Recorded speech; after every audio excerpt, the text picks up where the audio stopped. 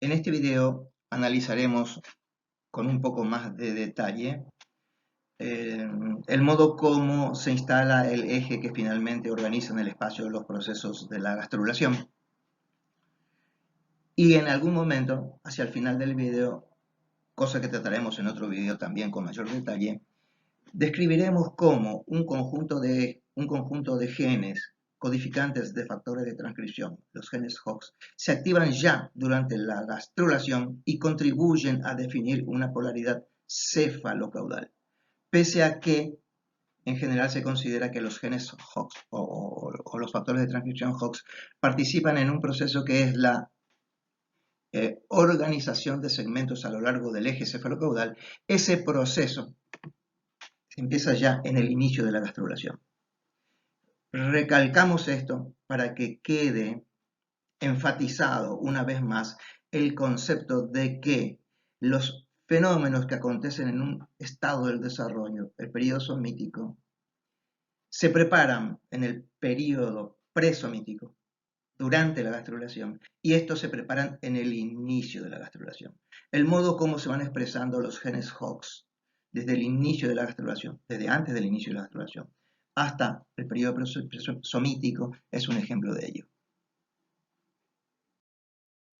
Esta primera diapositiva recalca algunos detalles con respecto a las diapositivas que habíamos visto en el video anterior. Es un esquema del blastocisto en el que el trofoblasto tiene posición externa y el embrioblasto tiene posición interna. Como decíamos antes, en la diapositiva anterior, está la aparición de estas dos subpoblaciones celulares, una que formará embrión y otra que no, es el resultado de una polaridad que se instaló durante la segmentación, desde el momento en que se produjo la polarización de las blastómeras en adelante. Esto es una polaridad que puede ser descrita en nuestras especies, que no está en las otras especies que mencionábamos antes, que tienen una típica polaridad animal vegetativa o ectoendodérmica. Luego de la operación de esta polaridad se constituye este embrión, con algunas células externas e internas. Entonces, solo para las internas, las células del embrioblasto, que al principio son equipotentes, esto quiere decir que todos tienen el mismo grado de la misma potencia o el mismo grado de determinación, solo para esta población interna se plantea el problema de, dicho de un modo antropomórfico, cuáles constituirán un embrión y cuáles van a constituir anexos embrionarios. Para el caso concreto de la decisión de esta población celular, cuáles van a conformar al epiblasto y cuáles van a conformar al hipoblasto. Por eso preferimos denominar a esta polaridad como polaridad epi-hipoblástica, porque la decisión que se está tomando en este momento, la decisión, entre paréntesis nuevamente, que están tomando de las células en este momento es cuáles se constituirán en epiblasto y cuáles en hipoblasto. Como ven, este es un ejemplo. En este proceso participa una expresión diferencial de algunos genes que se expresan en esta población y no se expresan en esta, y viceversa. Como verán, se considera que, por cosas que veremos en la siguiente diapositiva, además de esta polaridad epihipoblástica, muy rápido luego en la polaridad en la población celular que va a formar el hipoblasto, se instala otra asimetría que es la que está indicada por este otro vector, el vector rojo. Y como ven, los autores que se han dedicado a estudiar detalladamente este proceso le asignan al segundo cuerpo polar algún tipo de influencia que participa en la generación de esta otra polaridad, que al principio se instala no solamente en el epi, sino también no solamente en el epiblasto, sino también en el hipoblasto.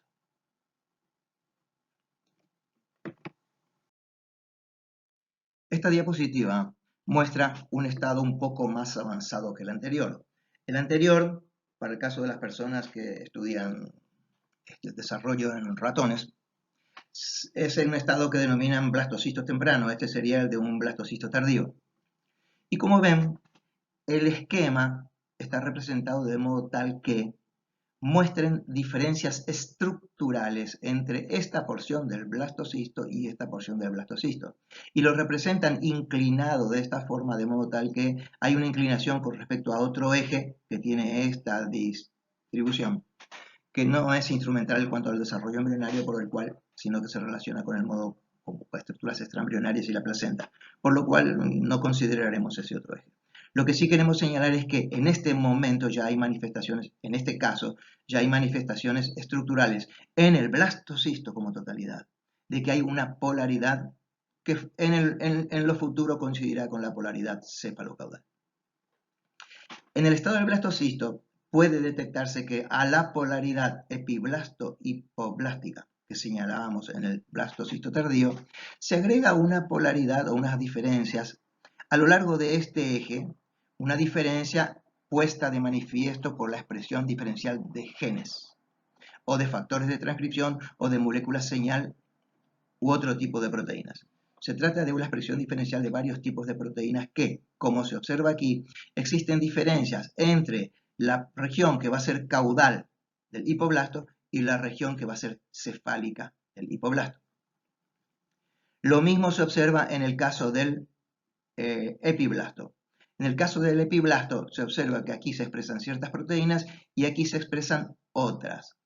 De las que se expresan aquí en esta región caudal cercano a este punto y que con el tiempo serán un territorio presuntivo extraembrionario, se señala aquí la expresión de esta proteína, la beta-catenina, que es una de las proteínas de señalización correspondiente a la vía de señalización del BNT, que tiene un rol muy importante en la instalación de esta simetría y también tiene se le asigna un rol muy importante en la instalación de la simetría vinculada a la expresión de los genes HOX que participan desde el inicio de la gastrulación en adelante. Entonces, repetimos, hay una polaridad epi-hipoblástica marcada por la expresión diferencial de proteínas en el epi respecto del hipo. Por otro lado, existe una asimetría a lo largo de este eje, de este vector, que coincide con una futura polaridad cefalocaudal puesta de manifiesto por la expresión diferencial de algunas proteínas tanto a lo largo del hipoblasto como a lo largo del epiblasto. Esta diapositiva agrega detalles a los que vimos en las diapositivas anteriores, que eran el esquema A y el esquema B. En el esquema B se ilustra esquemáticamente las características de un embrión más avanzado que este. Decíamos que este es una blástula tardía, y aquí a este le denominan, por sus características y por las diferencias en la expresión de algunos marcadores, le denominan ya precilindro.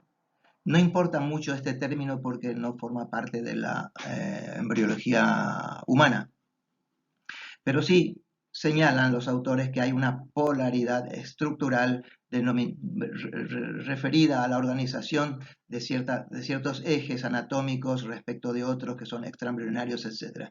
Lo importante en este caso es comparar la población específicamente de los derivados del embrioblasto entre este y este. Como ven, aquí ya no es posible identificar al segundo cuerpo polar, no lo ubican aquí, pero sí es posible determinar que en esta posición hay una expresión diferencial de un conjunto de proteínas de señalización y algunas proteínas que son factores de transcripción que específica y selectivamente se ubican en este punto.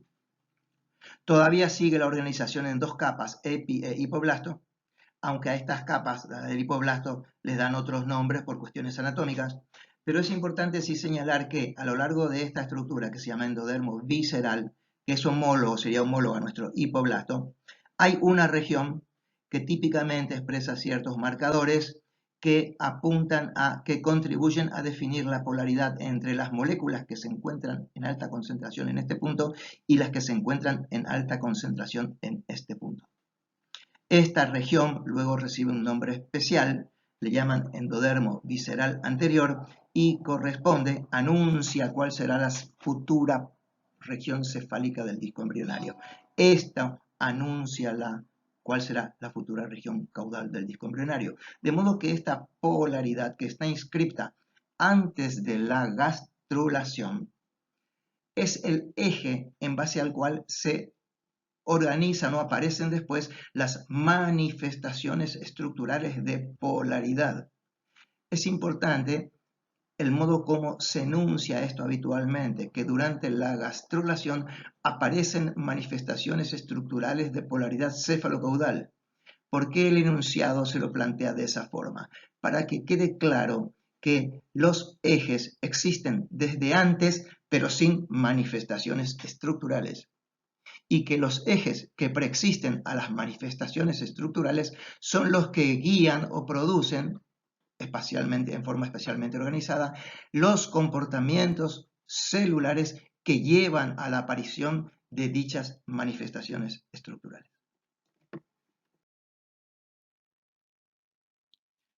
Esta diapositiva sirve para ilustrar que ya desde el inicio de la gastrulación, a los conjuntos de proteínas, la expresión diferencial de proteínas que mencionábamos en la diapositiva anterior en relación con este esquema, se le agregan la expresión diferencial en tiempo y espacio de el inicio de la expresión de los genes codificantes de factores de transcripción Hox, que van a ser los que en el período somítico, fíjense cuán lejos estamos, en el período somítico van a participar en el proceso de instalación de identidades de segmentos a lo largo del eje cefalocaudal.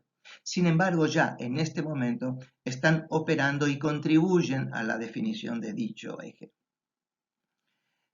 Este esquema, que se ilustra acá, es el de un embrión que se parece a este. Es un poco más avanzado porque ya tiene, ven, un espacio acá, pero tiene y el disco embrionario se extiende desde este punto a este punto.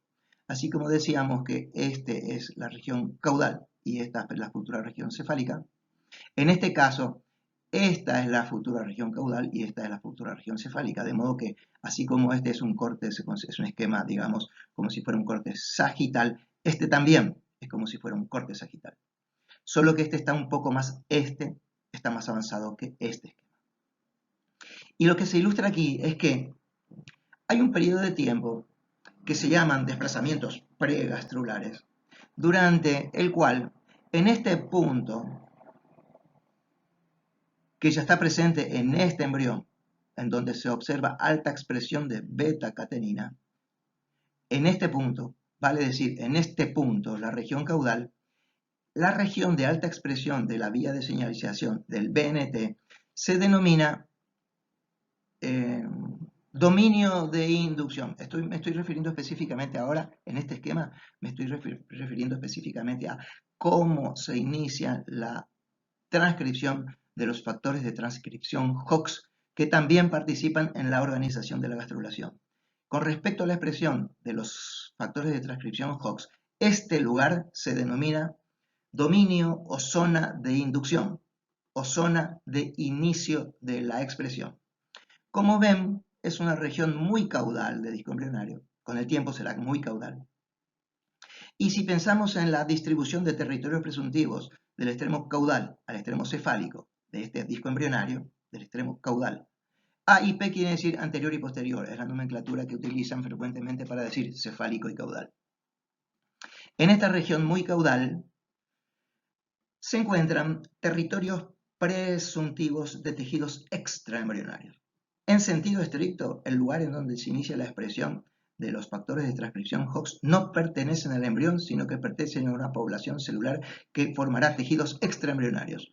Como se ve, las células de esta región luego se desplazan fuera del disco embrionario y ocupan territorios extraembrionarios. Sin embargo, la expresión de los genes Hox que se inicia en este sentido experimentan durante las etapas tempranas, pregastrulares e inicio de la gastrulación, una onda que les denominan así, onda de expresión, que se propaga desde el dominio de inicio hasta más o menos la región central del disco. Los autores que han estudiado esto consideran que ese no es un proceso de desplazamientos celulares, sino que en realidad es la expansión de una influencia que promueve el inicio de la expresión de los factores de transcripción Hox. Y el inicio de este proceso de expresión de los factores de transcripción Hox se inicia del modo como están dispuestos en los cromosomas. Ustedes me imagino que conocen el concepto de colinearidad, que indica que los genes Hox están distribuidos del extremo 3' al 5' en una secuencia típica y en 4 categorías diferentes que se llaman A, B, C y D, y que para cada uno de ellos se definan un primero, segundo, tercero, o sea, OXA1, OXA2, etc. Y así para los demás. De modo que, en este caso, esto está extraído de un trabajo en el que se analizó específicamente la expresión del clúster OXA. Empieza la expresión del OXA1 en este punto. A continuación se expresa el 2, a continuación se expresa el 3 y a continuación el 4, y así sucesivamente. Del mismo modo, esta primera onda de expresión se cumple con la misma secuencia temporal. Si aquí se inicia la expresión del OXA1, pues la expresión del OXA1 a continuación realiza esta primera onda de expansión hacia las regiones. A continuación se expresa aquí el OXA2 y luego sigue la onda de expresión del OXA2 hacia este punto. ¿Qué hay en este punto? Bueno, en este punto se concentran finalmente las poblaciones celulares que van a constituir al organizador, el organizador de la gastrulación. ¿Y qué hay en esa zona? En esa zona hay un conjunto de células bipotenciales, entre las cuales una de ellas con función muy importante son células precursoras del mesodermo axil. De modo que en este punto, en la zona del organizador, o sea, la zona en la que se ubican el territorio presuntivo del mesodermo axil, empieza con la misma secuencia temporal que se inició acá, la expresión del OXA1, luego el A2 y así sucesivamente. Cuando se inicia la gastrulación y las células de esta región del mesodermo axil convergen, se invaginan, ingresan y se elongan en sentido caudal, entonces existe una segunda, aquí llamábamos a esto primera onda de expresión, existe entonces desde ese momento una segunda onda de expansión de la expresión de estos genes que se inicia en el organizador y de allí se extiende en sentido cefálico. Ya sabemos, por supuesto, que a continuación el nodo regresa y según va regresando se van expresando en ese mismo lugar en forma sucesiva en el tiempo los genes codificantes de los factores de transcripción que corresponden a localizaciones cada vez más lejanas del extremo 3' y cada vez más cercanas al extremo 5' de cada uno de los clústeres.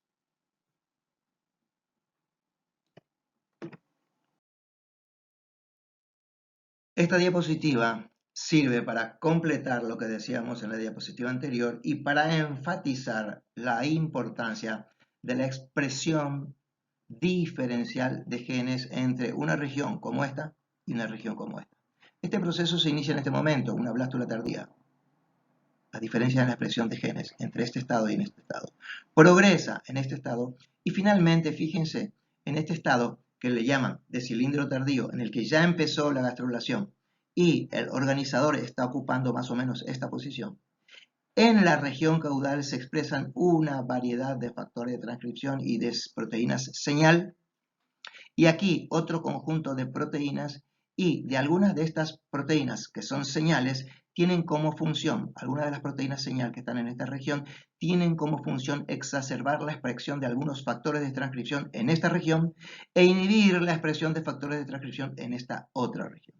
Recíprocamente, varias de las moléculas señal que se instalan en esta región tienen como función exacerbar o aumentar la expresión de factores de transcripción típicas de esta región caudal e inhibir la expresión de factores de transcripción que son típicas de la región cefálica.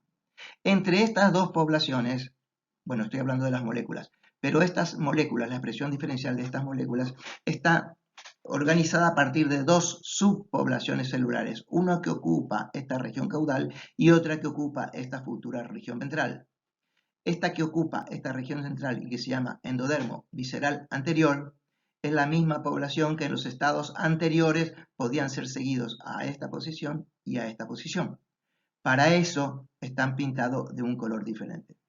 Bueno, esta diapositiva enfatiza que además de los fenómenos moleculares que describíamos en las diapositivas anteriores, a eso se agrega una constelación importante de factores de transcripción que participan en la definición de este vector rojo, que es la futura polaridad, que representa la futura polaridad céfalo-caudal del embrión y que es instrumental para organizar los fenómenos de desplazamiento durante la gastrulación.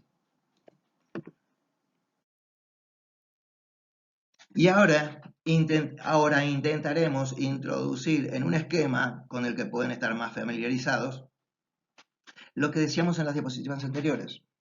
Esto representa un estado relativamente temprano en la que aquí está la región caudal del disco embrionario, que en este momento solamente es un disco bilaminar. Bueno, es un disco que tiene epi e hipoblasto. En realidad el embrión está representado solo para esta estructura, pero se lo denomina así, disco embrionario bilaminar, epi e hipoblasto. Esta es la de un embrión de mamífero como parecido al nuestro, digamos. Esta es la región en la que empieza la expresión de BNT, nodal, BMP y otras estructuras. De ellas, BNT tiene un rol importante en el inicio de la expresión de los factores de transcripción Hox, en este punto.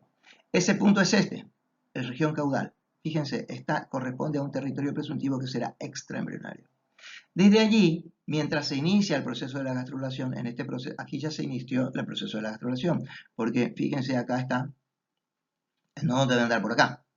De modo que entre este estado y este estado se inició la primera onda de expansión o de expresión de los factores de transcripción Hox, desde este punto hasta este punto. Se constituyó el organizador.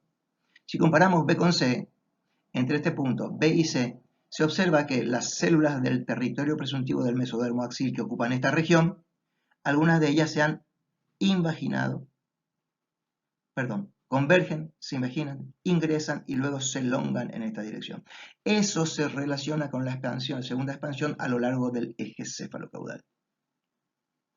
Luego, por supuesto, sabemos que el nodo regresa, va hacia posiciones más caudales y durante ese periodo de tiempo continúa el proceso de expresión en función diferencial, en función del tiempo de los factores de transcripción Hox que van del extremo 3' al extremo 5' de los cromosomas.